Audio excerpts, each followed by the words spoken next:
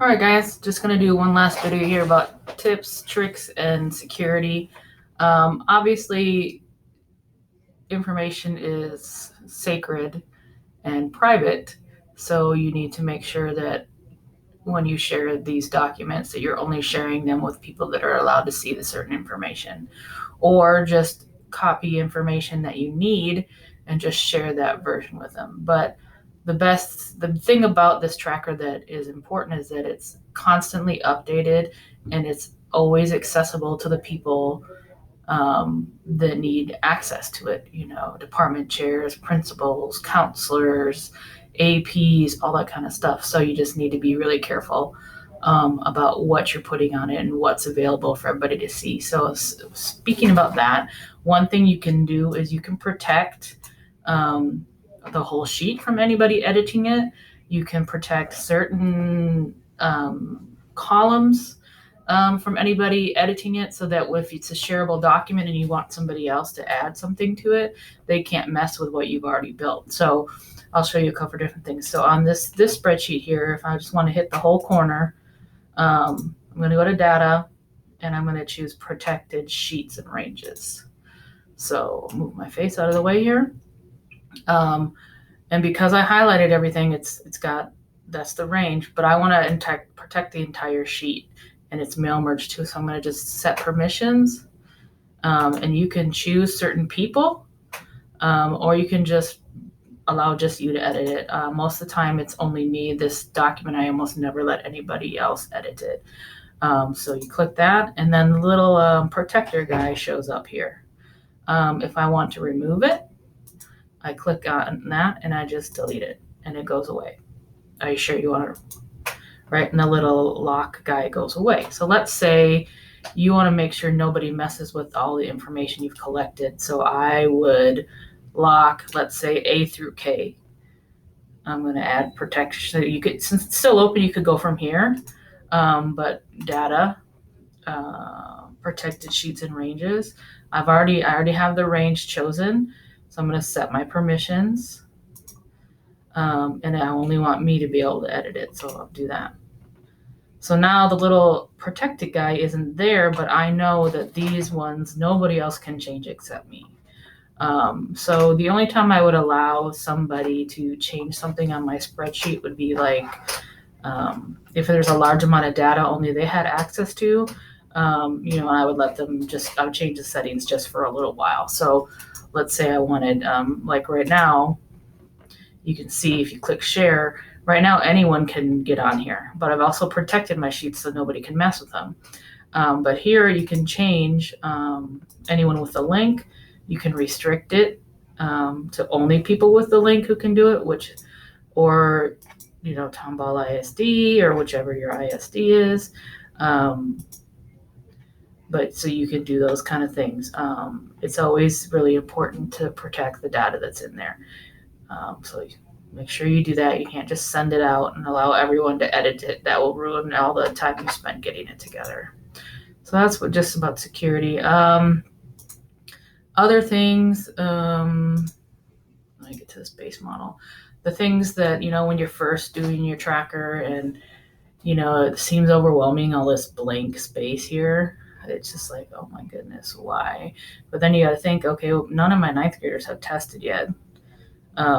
So that's fine. But let's say, I know I talked about in a previous video about grabbing the seniors and seeing what's missing. So I just want to show that again. So I'm going to create a filter.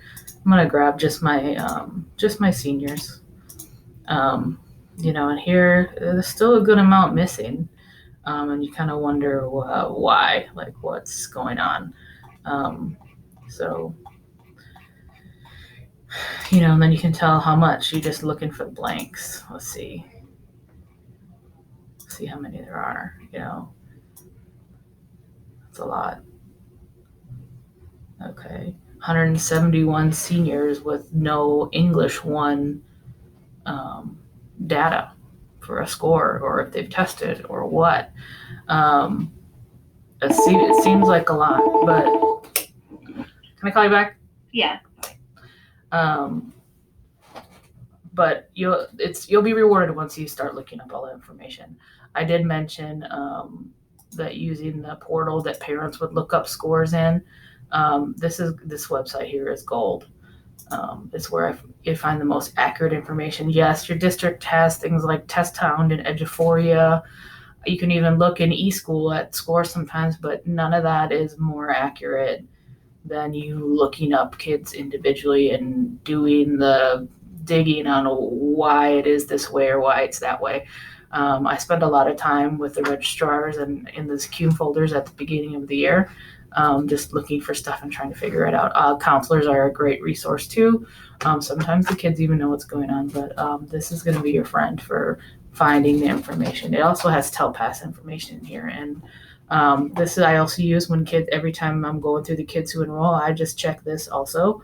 I would really like to run one, but I don't want to share anybody's information. This is a great resource, so that's one of my other tips. Let's see what else. It's also good, just sorting and filtering. So you could also see, okay, well, English 1, what about kids who are blank on English 2 also? Okay, how many kids is that? Down here, something else you can change. When you click in here, it's adding everything up. But here I can just want to see how it count, change it to the number. So you can change it to count. That's all the columns here is count the actual columns with information minus the header. It's kind of a nice little tool to have. One thing I always do when I do the filter, because I'm a little bit paranoid, I always hit the corner up here and just turn off the filter completely and hit it again and restart the filter. Just because it's who I am. While we're still talking about that, so when you do share this with a lot of people, sometimes you're in there working with it and you have it filtered for a certain thing and somebody else is going in to look at it and say, what I don't see in my information. That's because I have it, I'm the boss, and I'm filtering it a certain way. So you need to teach people how to filter it to create a new view. So even if I'm working in it, they can get the full view if they need to. So when you do that, everything pops back out to the normal one. It's a different color. You can change it and name it what you want, like, Maine, or whatever you want to call it. But that way, when I'm working in it, other people can see all the information that's there. So that's another little trick. And you just can close it when you want. So now it's back to the normal color. Other things that I do, so when it comes time for like December ELC or April ELC, I'll go in and, make my column for who has to test. And just call it December ELC, put it wherever you want. Filter everything. It was no and fall 20 for the kids who didn't pass the course last year but still had to test. And a lot of them, you can see they're retesters. I did these 4 subjects already, but I just wanted to do this one last. So yes, this is a tester, so I'm just going to drag it down and fill all those empty holes. I don't have to do it individually. I can go over the top. So then, come November, October, when people start talking about tutorials for ELC, I'll clear out the blanks. I'm going to get the yeses. Okay, and these are my December ELC testers. And because the spreadsheet is so big, I'll make a copy of it and then add another sheet that's just called December ELC, because some people get overwhelmed by spreadsheets and all the information that's on them. And then I'll throw it in there. And they don't need to know all this other stuff necessarily. So sometimes you can, remove, or like I talked about before, just hide some of these things. They don't need to know that. They don't need to know that. This is pretty much notes for me. They don't need to know that. I'm going to hide that. Emails might be good so they can communicate, and leaving the schedule is good so they can find where the kids are if they need to communicate with them. And you notice I have the STU codes for all the retesters almost except for this one, just because I always want to double check how their scores come. And so this STU code here if you have it or have access to it, it would be, you can use the little lookup guy. So instead of having to put the social and the first name and the birth date, you already have the code. You would pop the code in and their birthday, and so you can go double check their stuff if you want. So if there's a way to get those codes in a run out of eSchool or somewhere else, that would be great to have, and you can put it on your tracker sheet. Let's see what else. There's some other add-ons. Find and replace is great. Removing duplicates, finding unique rows. I mean, we could go up talk all day about that kind of stuff. Autocrat is kind of like a mail merge type system too. I use that sometimes. You can create a form from a spreadsheet.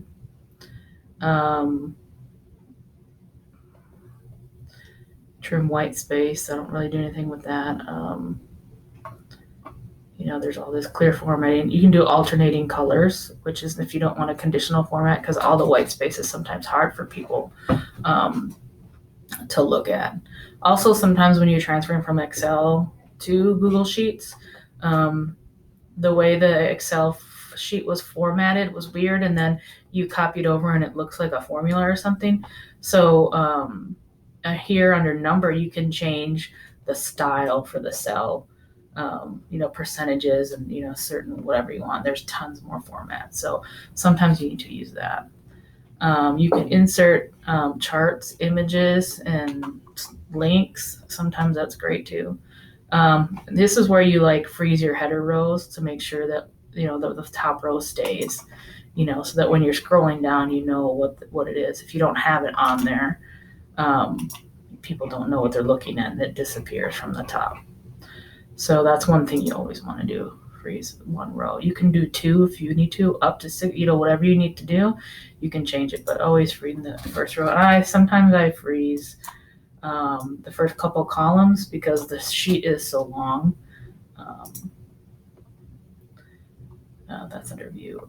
Freeze up to current row, and the first row will stay frozen. Undo and redo is your friend. You can make copies. You can email it to somebody. You can download it in different formats. You can look at that version history. There's so much that you can do with Google Sheets. I hope that you enjoy all the little tips I've given you. You always feel free to contact me, email me, call me. I'm a visual person, so if you're like, how do I do such and such, probably going to want to get on a Zoom with you and share the screen so I can see it. And I have a lot of friends who know that about me. I hope you enjoy. Have a great day.